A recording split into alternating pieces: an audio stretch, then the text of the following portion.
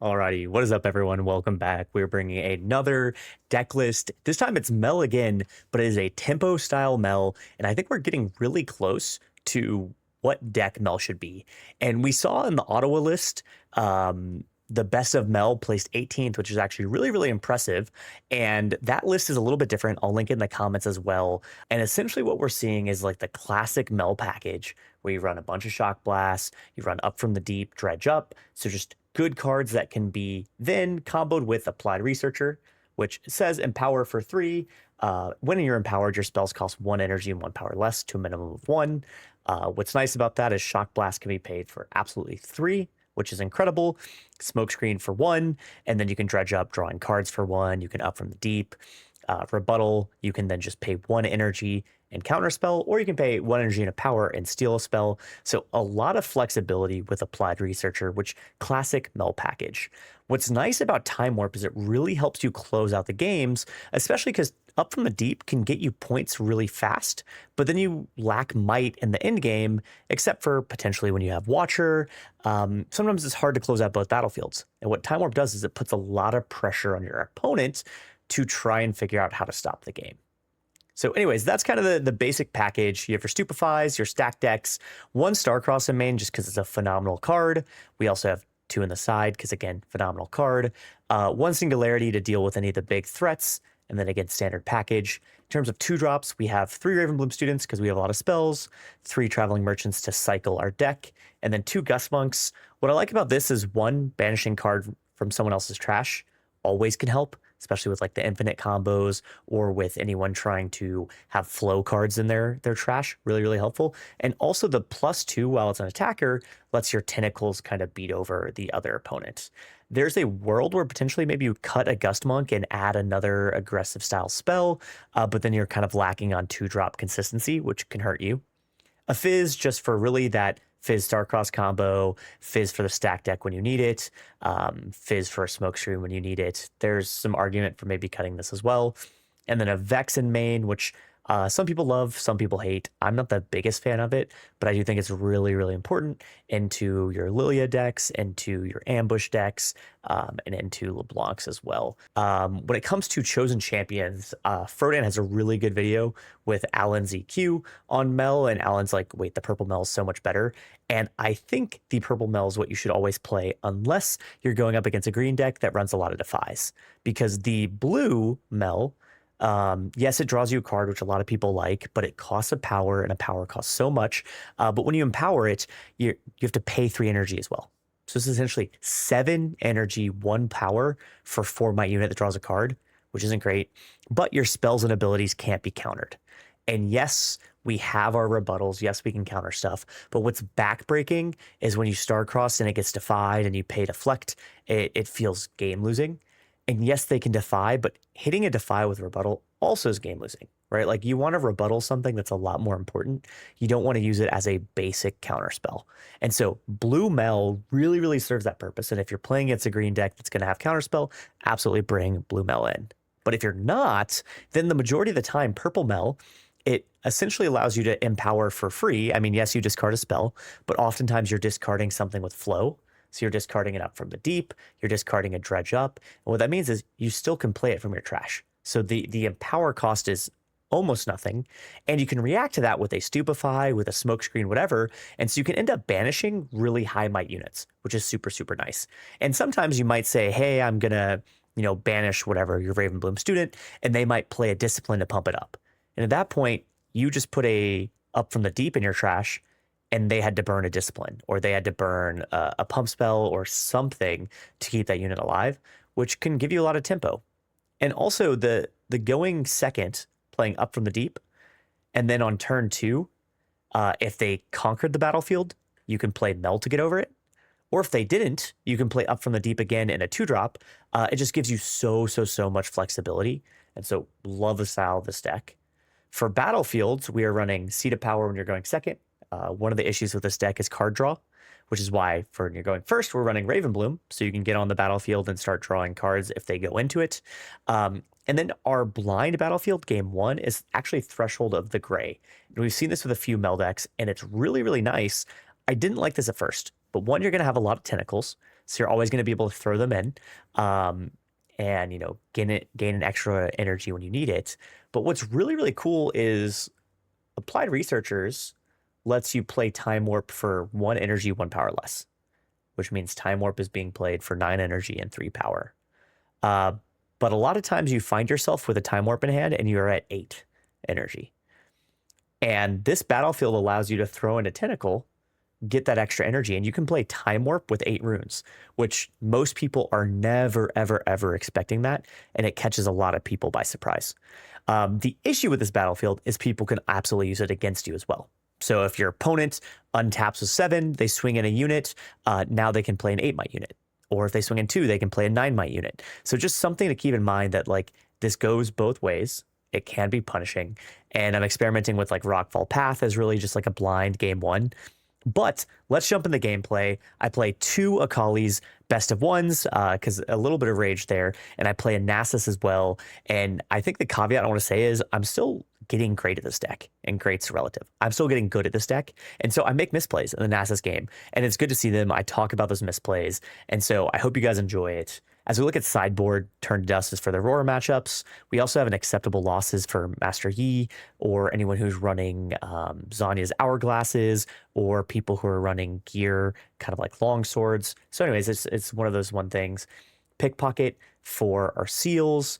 And then the smoke screen, I think I'm actually going to replace. Okay, fixed. The Angler Beast is what I want to pull in, especially if Rek'Sai, which we saw do really well this weekend, starts becoming a lot more of the meta. Angler Beast is really, really good against Rek'Sai and all their 2-drops, all their 1-drops, all the junk they throw on the battlefield, especially if you throw maybe a Stupefy down or use Mel Legend. So only 1 of for now. And then 2 Kha'Zixes, which is how you get over Barons. It's how you get over Master Yi players. And so really, really like the sideboard. I think Pickpocket and Acceptable Losses are kind of open to change, but the 2 Star-Crossed you need, the 2 Turn to Dust you need, 2 Kha'Zix you need, and Blue Mel you need. So anyways, I really, really like this deck. I hope you like the gameplay. Let's jump into it. I run against an Akali. I will go first. Good luck, King. Oh, all these are good, but I want a 2-drop. Up from the Deep is insanely good, but I'm going first. Dredge up, stack deck, Applied Researcher. God, do I just keep this hand and be greedy? I kind of want to. Yeah, I will.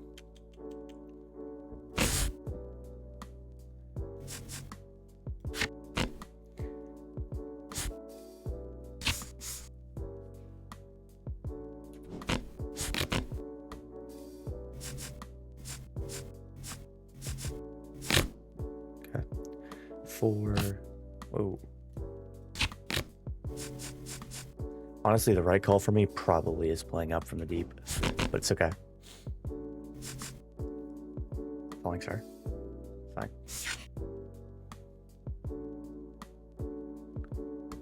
That's fine. Oh, Empowering. Okay.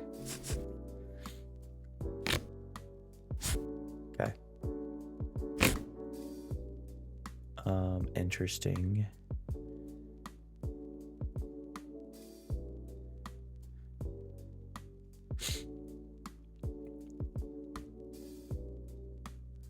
I mean, I feel like I'm in a pretty good spot right now, because I think I just empower, and then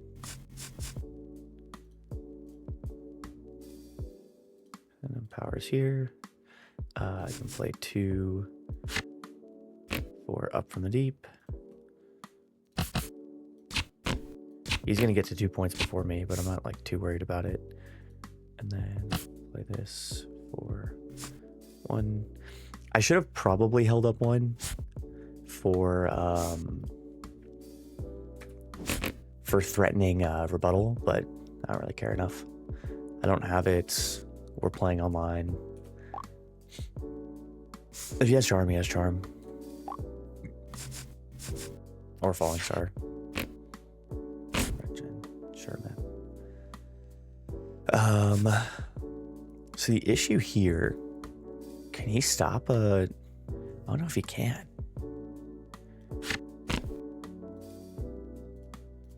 One, 2, 3, 4, 5. Pay a blue, pay a purple. I don't think he can stop a Singularity. Okay. He's got 4 up. What kind of like interaction does he have? I've absolutely no clue. I've got 3 up.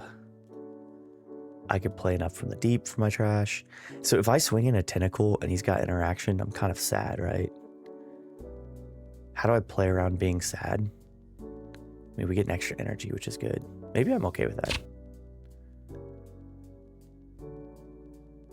Because if he has...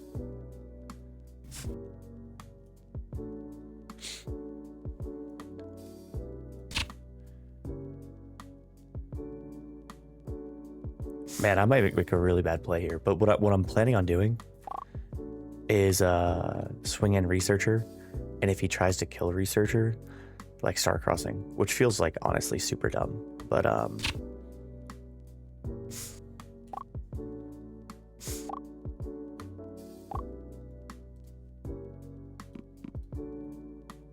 don't ping my hand after I already revealed it and you said, hold on a second. Okay, so I'm at 2. I've got 3 cards in hand. It's honestly, it's probably a stack deck. Search for like a rebuttal or something. Stack deck. Shop cards. No rebuttals. Researcher isn't great. Up from the deep also isn't great. Is Fizz playing anything good here for my trash? I don't think so.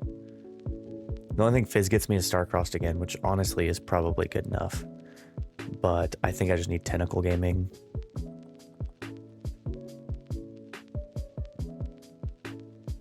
And I'll randomly bottom. Because if I do that, now I can discard that with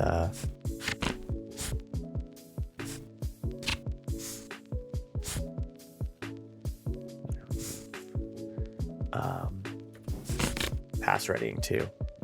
Yeah. Tentacles, I mean, I need a card that has flow for me to play Mel.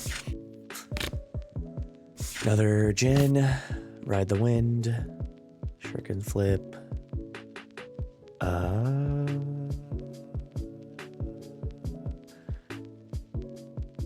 Thinking. Yeah,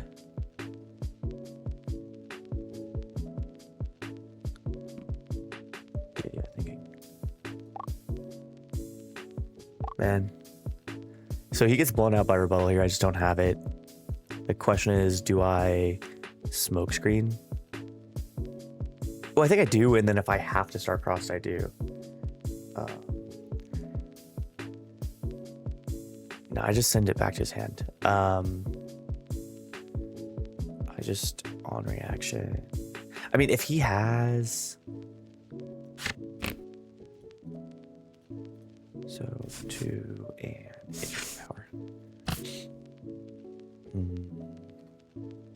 Good. This dies. I thought he'd have a Defy. It's fine, because when he comes in here, he's only got 1, which means my smokescreen plus 1 each. Okay. 4.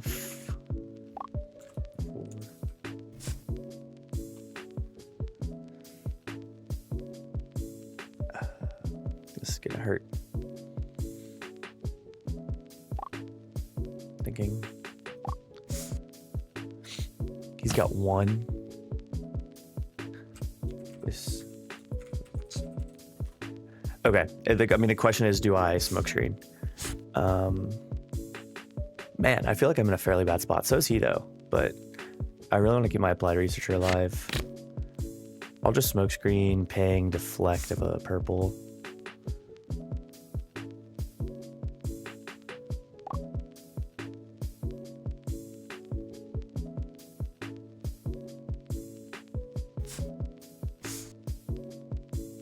Okay.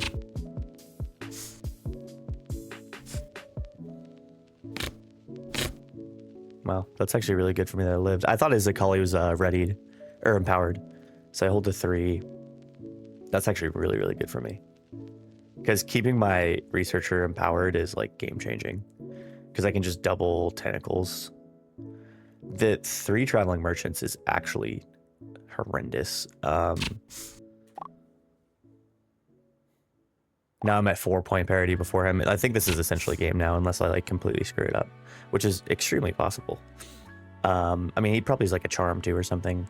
So go to 4. I'm going to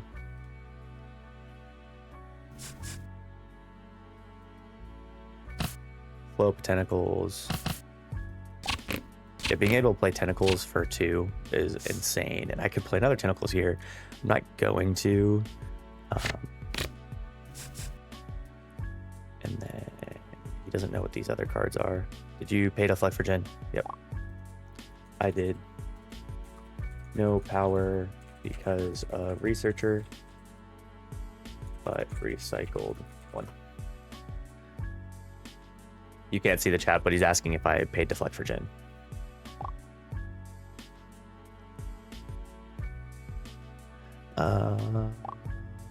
And then I'm going to, which is, I mean, it's a valid question. I just want to make sure. Play 2 for dude, and then fast ready 2. So again, I mean, he just conquers to 4 here. That's great. He's got 6. So he goes to 4, but I'm at 4 with a bigger base. 4, 3.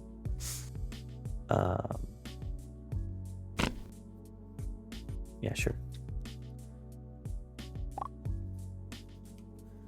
Stella. I don't know. 2. Yep. Okay, I think he's doomed. So, like, let's be honest. He plays Discipline. When I move Traveling Merchant, I stupefy, right? Who cares?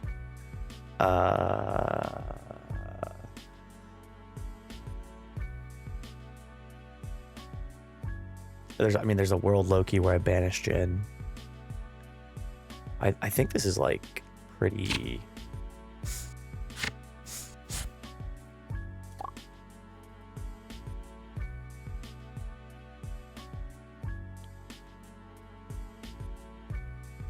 Low-key, if he plays a bunch of stuff, it's fine. Okay.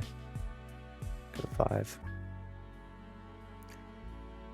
This is where it's a little bit more annoying. I think, honestly, the smartest play, I go down 7 runes, and then I just time warp next turn for game, is I think I just play Watcher, run into Jin, get some energy up. 1, 2, 3, 4, 5, 6, 7.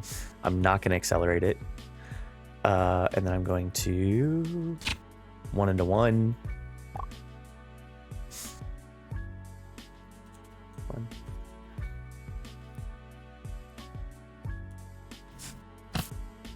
Discipline is good. Okay, this is at 3. This dies. So I'm just gonna tap on my N4 count. 2. Okay. Okay. And then this is an engine at 3. Okay. So Jin's at 3. I think what I could do here is just swing in these 2, discarding enough from the deep. Ooh, I could also just it's probably just Mel Legend on him, to be honest. And then next turn I can get to Time Warp from yeah. And I'm going to pay. Okay.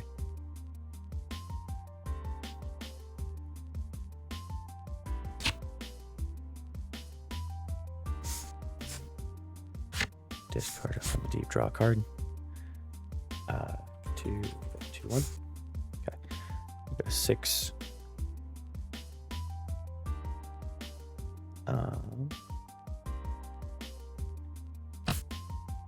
Play Tentacles here. Move for 2. And then I will pass pass. Writing 2 from Targon's. Okay, I don't think there's a world where I lose this game, which is pretty nice.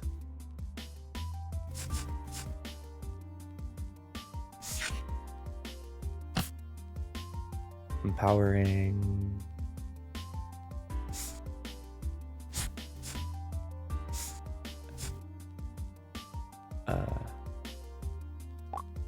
Sure.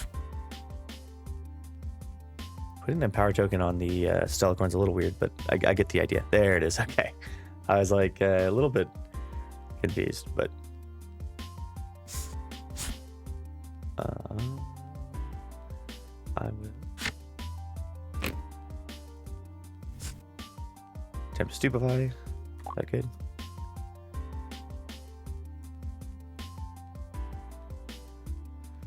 I don't really need to use my rebuttal here.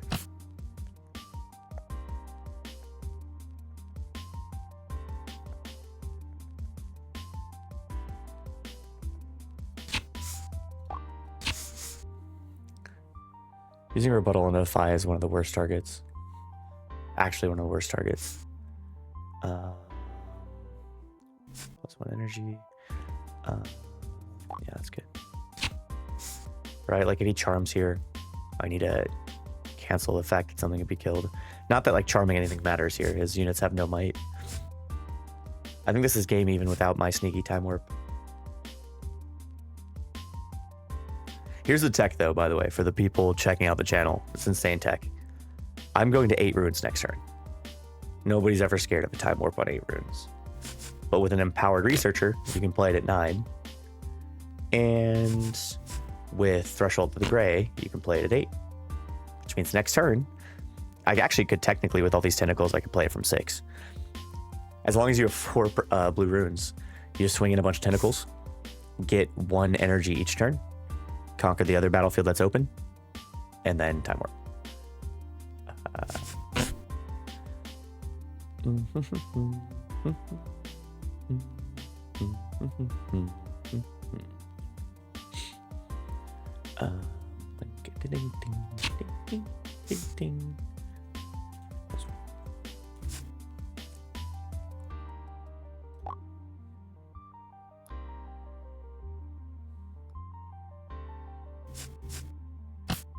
Bro.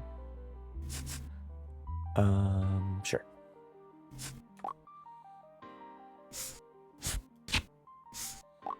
Okay. Doink, doink, doink, doink, doink, doink, doink.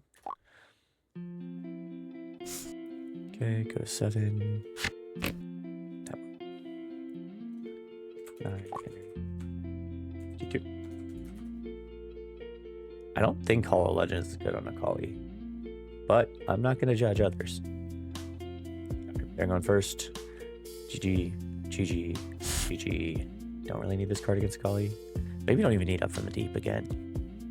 No, because that's Up from the Deep. I play turn 1. Turn 2, I flow it and play a 2-drop. And then turn 3, I play Mel and banish Up from the Deep to kill his shit. I'm actually in a great spot. I need both these or all of this. The question is, do I want Smoke Screen? And the answer is probably not. I only run 2, but I need removal in the back. It's fine. Wow. I feel like I'm in a pretty good spot. And if he misses a 2-drop, he loses the game on the spot here. Because I conquered a 2, hold the 4. I conquered a 2, hold the 3. Excuse me. Because he'll kill 1 with his second turn play. But this is like what's so good. Yeah. Not looking great for blood. Right, so he plays some dog shit. I conquered a 2. And then Mask is actually really annoying though. That's the problem.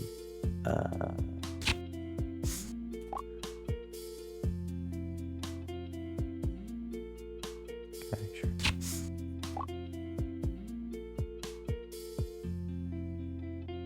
Okay. I don't know why he's like playing hard to get on that, but it's fine. Play.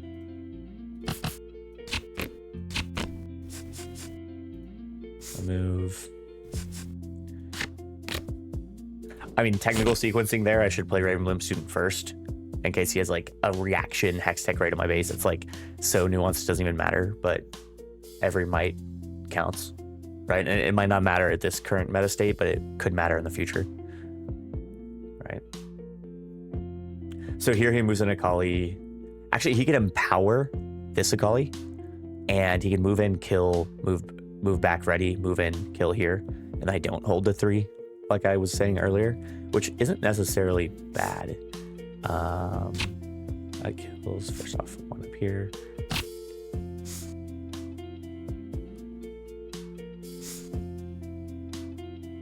Okay. I don't like this guy's lack of thumbs up. I feel like thumbs up are really important on scoring. When I move.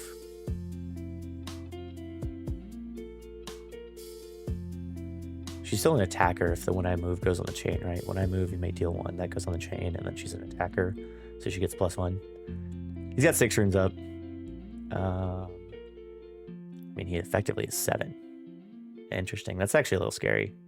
I think the issue with Threshold of the Grey is your opponents can...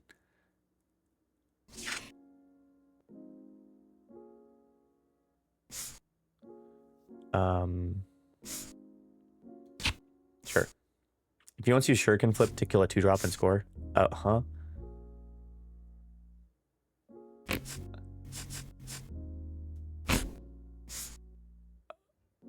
Oh man, I don't like anything I just saw. Instead of going to 2 points, which is like game winning, he killed a 1-drop and then I scored the next turn. It's the problem with that play is that nothing happened. He threw away a Shuriken Flip for nothing to change because I still go to 4 this turn. If that stopped me from being able to go to 4 this turn, maybe that's good play. But watch, I do this. Which he won't thumbs up, but I do this. And now I'm at 4 points. I'm at 4 points and the game is over if I see a time warp. So now I can do whatever the hell I want. There's a good chance I just develop a Vex. I could also do a Mel. I could also double Tentacles. I think the best thing probably is a stack deck first. Good on stack deck. He's not gonna thumbs up.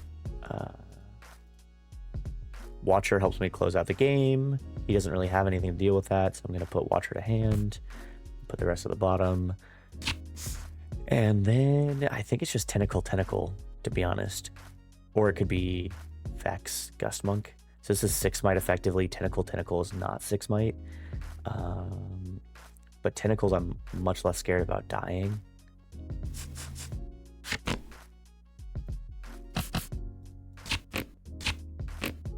The issue with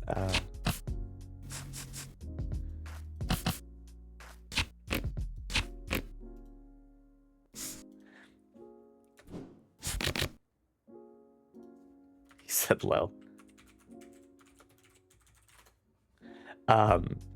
The issue is the Tentacles count as 2 procs for Ravenbloom, right? So it's like by playing that there, I miss out on 2 effective might plus the 2 effective might difference between Gust Monk and Vex. So I mean, if you're like Prismat and you're might maxing, I do think maybe the correct play is Gust Monk and Vex. But again, I'd be going to 6 next turn instead of to 8. So it doesn't actually matter. What the fuck? So if you're reading from my runes deck, wait, hold on. 2 to power. This dice. Okay.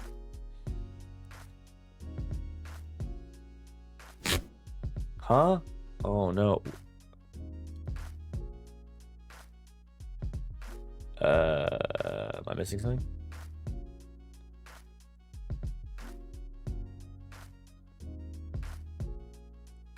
Should I hold the 5? I'm a little bit confused, to be candid, but that's okay. I'm not going to judge others. I'm going to. So here's the problem with being so far behind on point parity. He left 5 runes up. I'm not going to lie. If I just throw in a Watcher in these Tentacles, I kill, but I don't even need to. So what I'm going to do is I'm going to play stack deck. Let's just take one of these. Now the game's really over. I don't like him making me play it out because I don't think I'm learning anything from this game, but that's okay. It's very okay. Ravenbloom is at 3.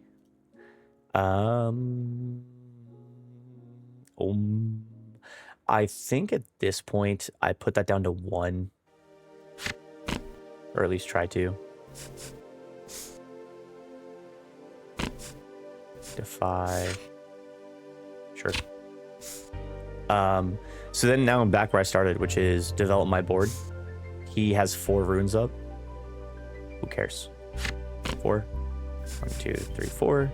Guest Monk for... Actually, I don't even need to play Guest Monk. I have enough fucking might to save the world. I'll pass. Right, he heals to 3. The most he can get to this turn is 4. Next turn I'm at 6. I'm still a whole turn ahead of him. I win with literally anything. Next turn I move in 1 tentacle. I could even play Watcher to my base if I was feeling quirky. But this is why point parity is so important. And me being at 5 doesn't feel great. I really wanted to be at 6, because then it's like threatening lethal, but sure, who you hitting for, little bro?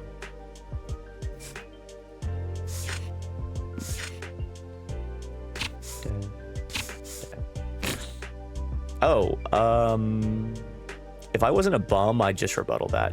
But to be honest, I just have, I just drew Time Warp. GG, little bro. That's good. That's good.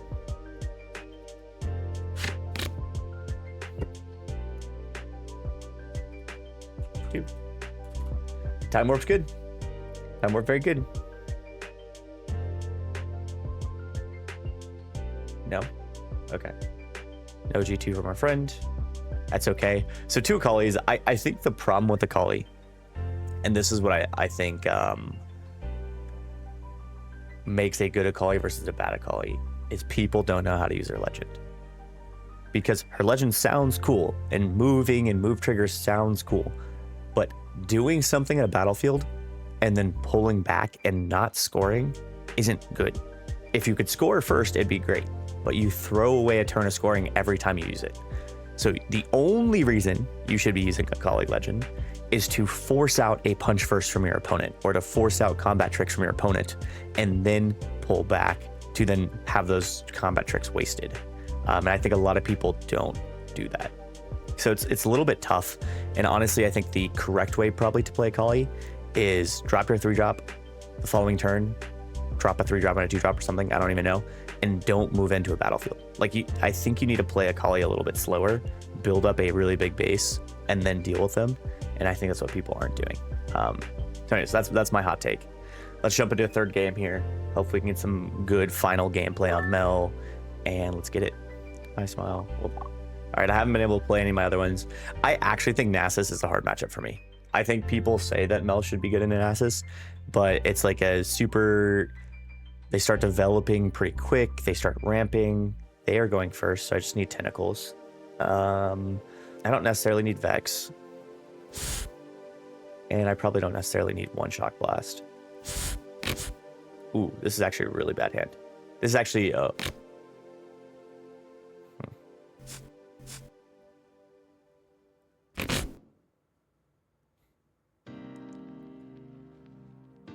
Okay. So... what are the odds he's a Discipline in hand? Okay. Because I could stack deck for a 2-drop. Or I could save up enough for a Shock Blast, but then I can't play Mel next turn. I think it's just stack deck. Oh. That's really bad.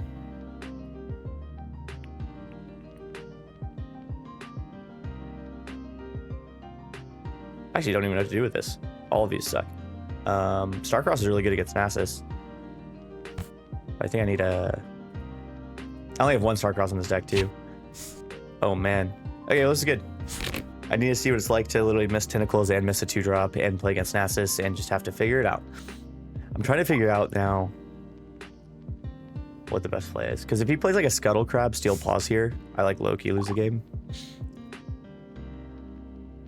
I could have stupefied there. Don't think it really matters. There's Scuttle Crab. Drop the Steel Paws. If he drops Steel Paws, though, actually he doesn't have Discipline, which means I can kill Ravenbloom.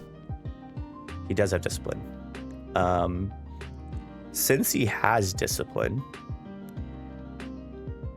I can't afford to make that play, right? So for that reason, I have to play Researcher. Right, because if I play Mel here and I get rid of like a Shock Blast or something, he just plays Discipline here. This is now at 5 might. I get blown out. That's so annoying. Okay, in a really bad spot. I'm starting at 2 turns behind my opponent. And I can't, actually 3 turns, because I can't double conquer next turn to 2. So, sure. It's bad. Actually really bad. If he plays anything of substance here.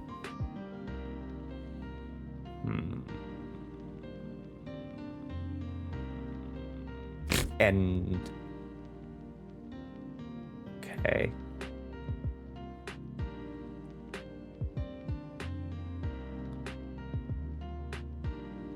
Okay. So here's a nice thing about your opponent leaving runes up.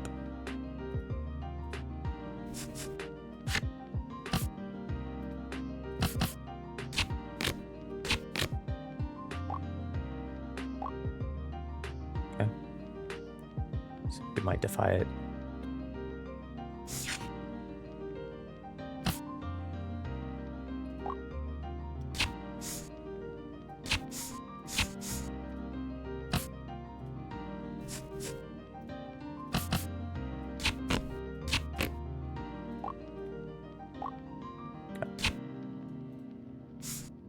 Is he's now wasting 5 minutes. The reason I don't go in there or do anything is because he's going to go to 4 next turn no matter what with his Ravenbloom. Him going to 5 is relevant, right? Okay, I lied. With green Nasus, it is actually relevant. And because I sent Starcross to the bottom, I low-key could get my back blown out. However, still down. Actually.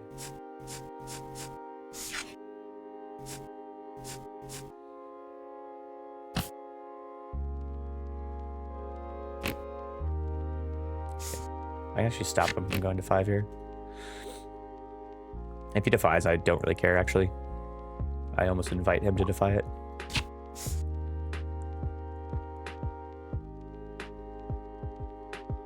But it should die, right?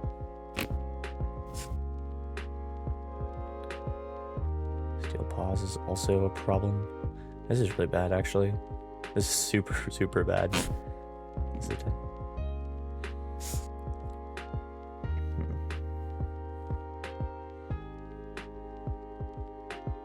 And I lost a Time Warp. I lost 2 of my best cards in favor of getting an Applied Researcher because I needed a turn 2 play. Here. Here. 2. Play, start deck. If he defies it, I honestly might counter it. Like, I need cards. These are all legitimately abysmal.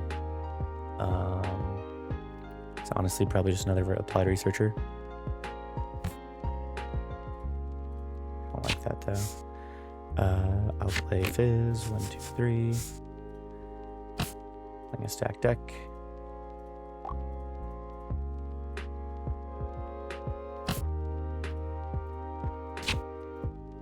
Two deck bottom.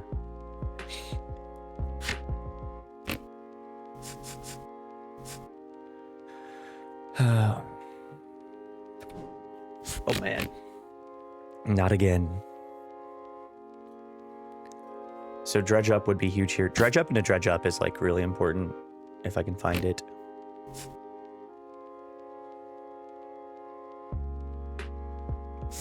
It's not worth shock blasting here because I need the every might I can get. So he goes to 6. The follow-up turn I can only go to 4. So the only way I can win this game really is just like time warp into time warp, which won't happen.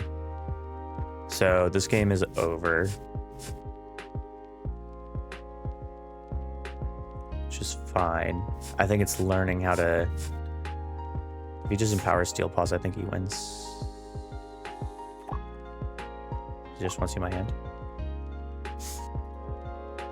Sure. I have an extra rune. He also has an extra rune.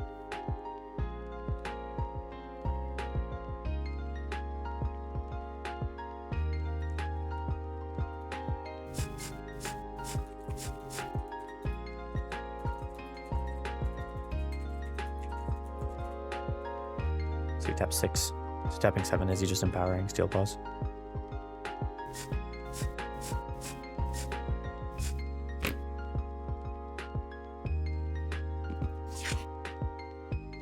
Okay, sure. Adding the extra rune is a little bit crazy, but it's fine.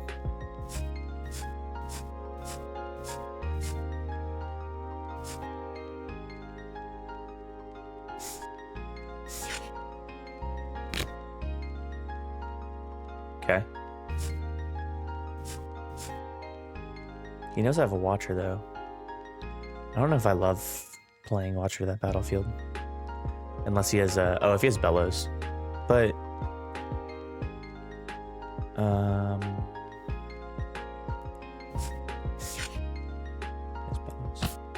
So he has Bellows and Defy, right?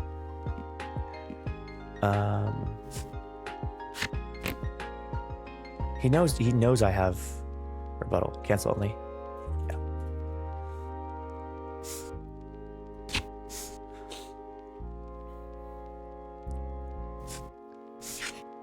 Oh, he's another one. Oh god. That's so incredibly annoying. My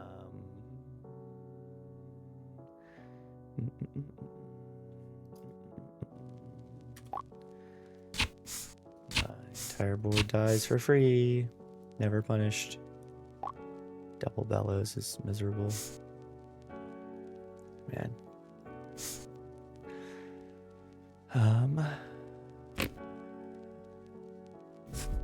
Good call. Let me introduce you into my pal, my machete.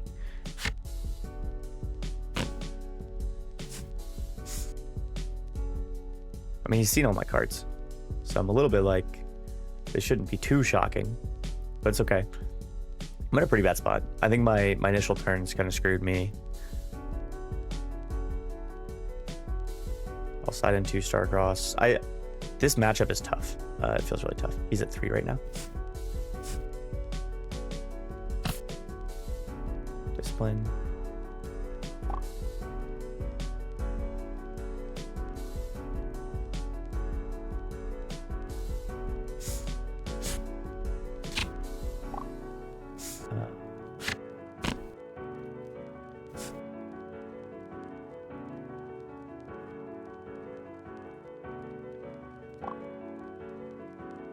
He saw all these cards in my hand.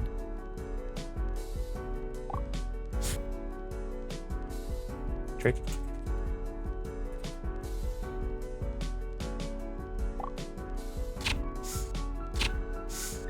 Okay. He moves in Steel Paws and wins the game. Good for him. Good for him.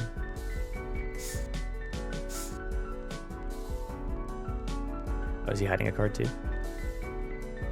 Oh no, it's just floating. I was about to say, bro. Killing me. He only got 2 cards in hand. He's not super strong, but Steel Paws is enough to win. I don't know if there's any card in my deck that gets me out of this. Yo, he did.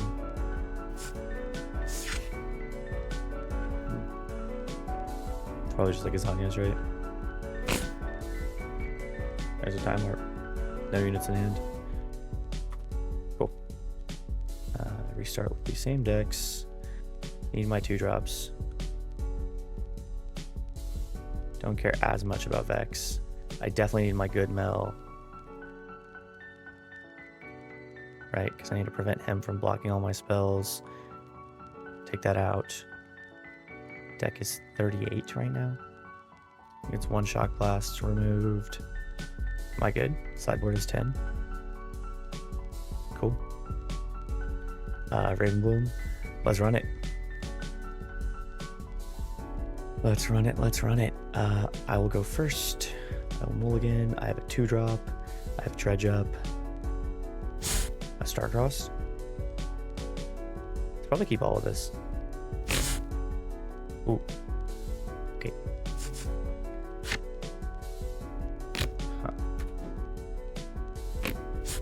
Traveling Merchant, being able to pitch the other Traveling Merchant is good, but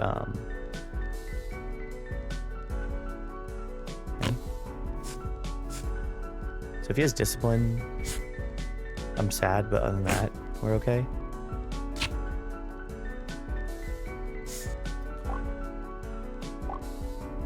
Put one.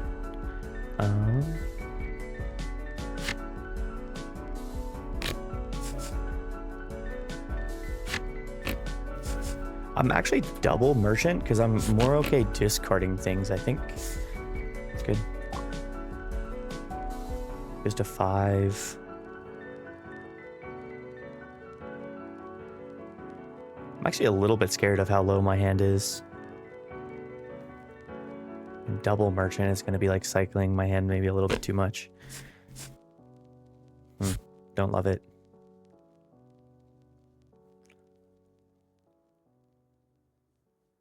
Paper Tree is interesting because it benefits your opponent more than you, because they can actually use the rune you can't. Like, we both channel Rune Exhausted, but then mine, like if he holds, I could use it on my turn. What the hell is this, man? He's got 3 up. I hold a 2.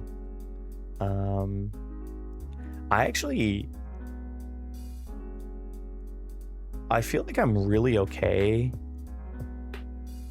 losing this fight and burning a card from him. So I'll discard a Dredge Up and I'll draw.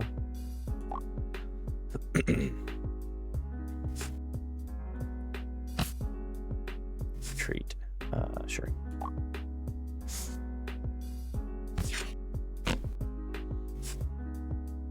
Okay. Good on that fight. Okay, I'll go to 3. I will play Dredge Up for 2. Run a card. And then what I've learned in this matchup is you need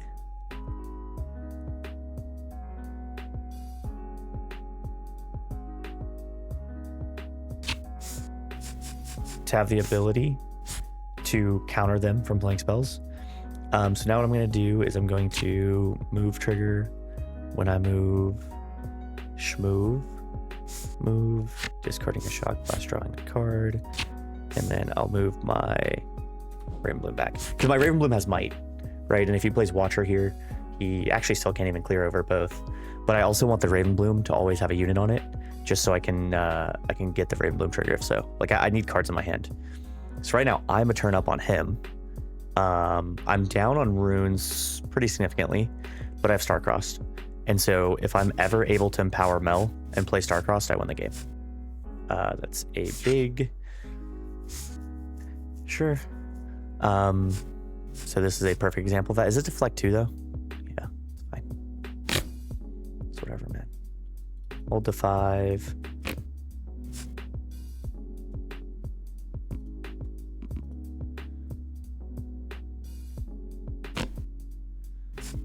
Okay.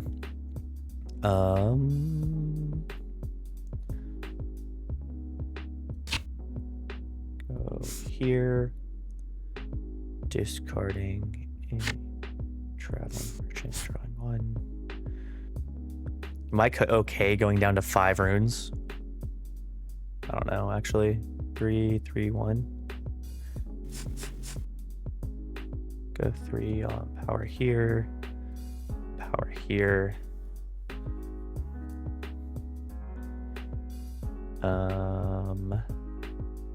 Man, I don't like it, but it sets him back an entire turn. I think I have to.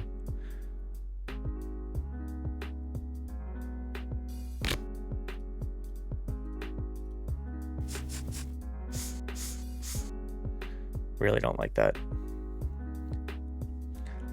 But this is why you play Blue Mail, by the way. I played against Nasus and Nexus Knight the previous day, like literally yesterday. And I was getting my Blue Mail I was having as chosen champion, but I was never empowering it or forcing it. And E5 from Blue Mail, unfortunately. And I actually thought Blue Mail was bad.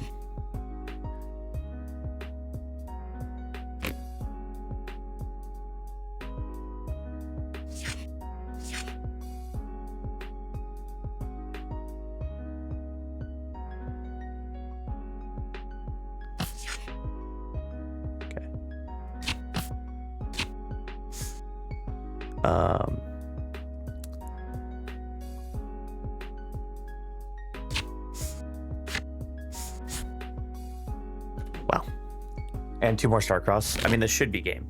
And this, by the way, is why you put in Blue Mel for the Nasus matchup, and you put in double Starcross. And I don't know why it took me so long to realize that. Sure. He goes at 2. There's actually a lot I can do next turn. I'd probably just double Tentacles.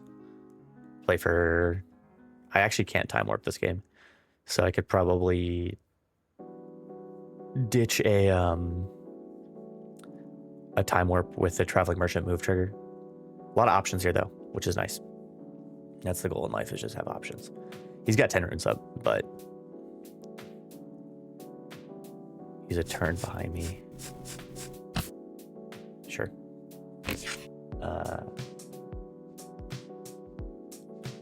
Okay. 8.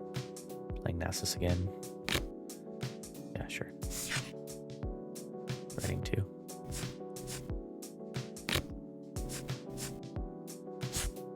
Yep. Okay. I'm never going to be playing Singularity this game, right? So I can ditch Singularity.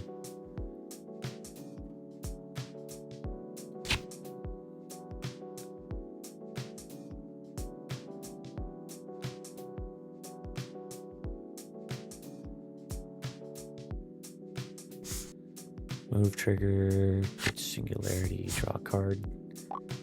Okay. I will go to 6.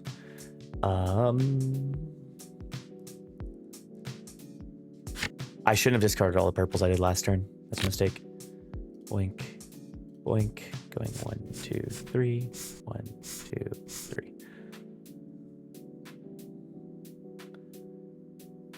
Can't counter it. I'm at 6 now. I could go 2 and 2, but I think the best thing to do here is Tentacles. And if he... Oh, he can't counter it. So I don't even have to think. 1, 2, 3. And then... It's probably just save or rebuttal to keep my Mel alive, to be honest. Because next turn, he's 100% going to play Nasus to a battlefield, have 5 runes up, and then... I'm not actually in a super strong spot. I'm going to be so for real. Like, I'm not in a horrible spot, but I'm not in a super strong spot either.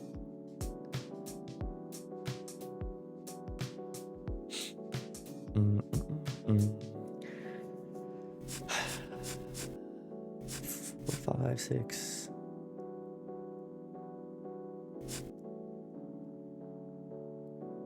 Seven. Sprite Mother. Astral Heron. So you can play Nasus too. That's good.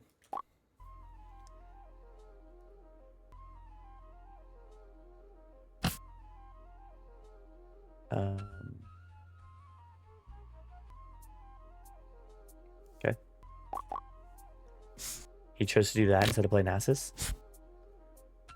I don't like that play at all. He just plays Nasus to the Paper Tree battlefield. Whoa, whoa, whoa, wait. Okay.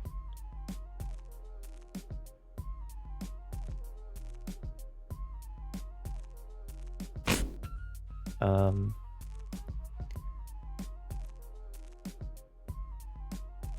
not entirely sure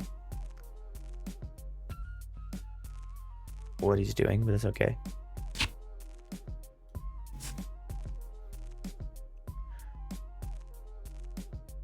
Because here I just develop again.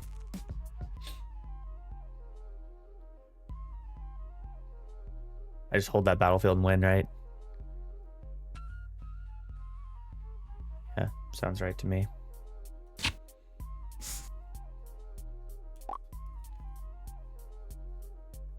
Go to 7 and hold.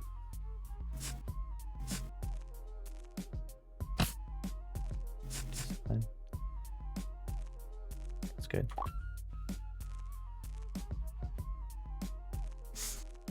Okay. I will attempt to stupefy. And 1.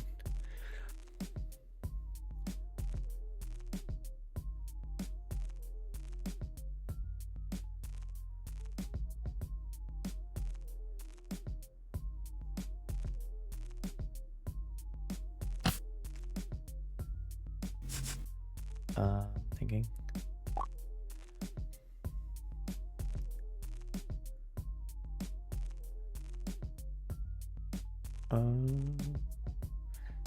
That's good.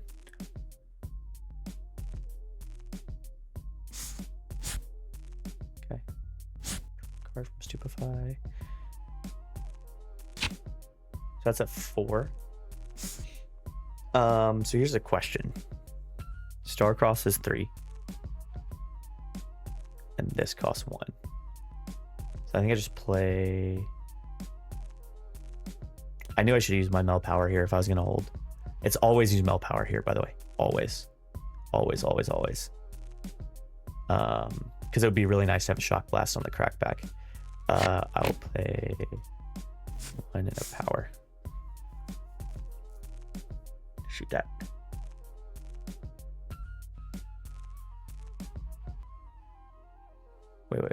Wait, it's only 3?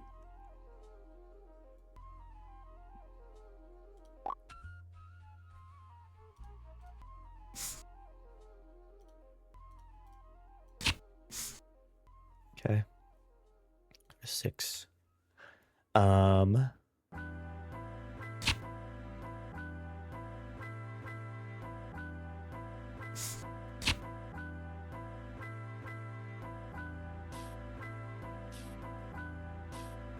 What line blows me out here?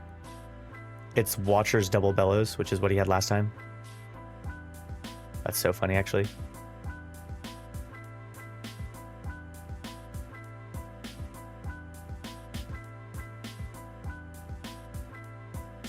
Man, nothing changes. Okay, Watchers and Bellows wins the game from. Good to know, at least. This is actually going to be a good game to review later and see how I could have played it better, because there's definitely some lines. And there maybe was a lethal line that turn. I just really didn't want to have to deal with it. It probably...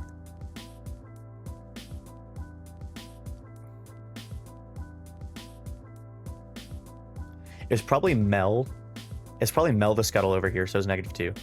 Swing in with a Tentacle. When he disciplines, it's now at 1. Stupefy it, trade. Move another Tentacle in here. Then swing both of these in here. Star-Crossed Heron and whatever. Watcher. Accelerated. Yep.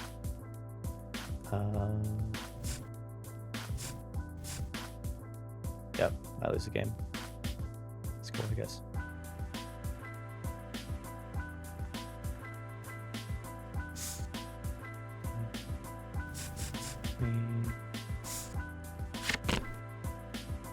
Here.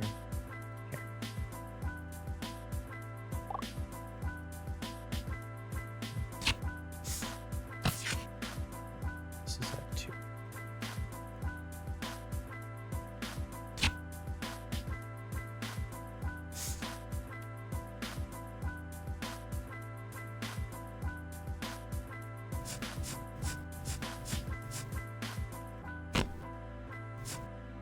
How does he have another one?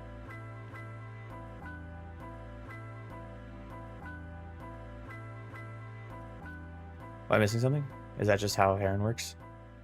8, 4, ready 2 is exactly 8. GG's. Heron's broken.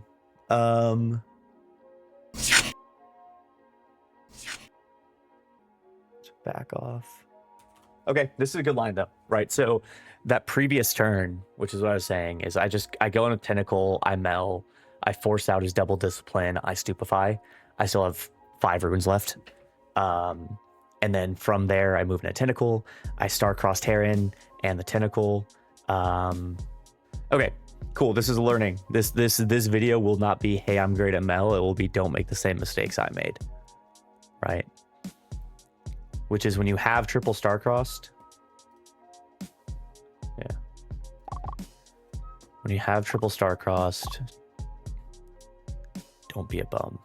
Well, I hope y'all enjoyed the gameplay. I hope you enjoyed the insights today. Hey, don't always make the same mistakes as me. And I'm going to continue bringing you new deck lists and also probably a lot more Mel gameplay. I'm hoping to play with some more pros as well in the videos coming up, and also do a video on tempo and value and what value-based trades look like in Riftbound to help you up-level your gameplay. But anyways, I'm Scuffy. I appreciate you stopping by, and I'll see you around.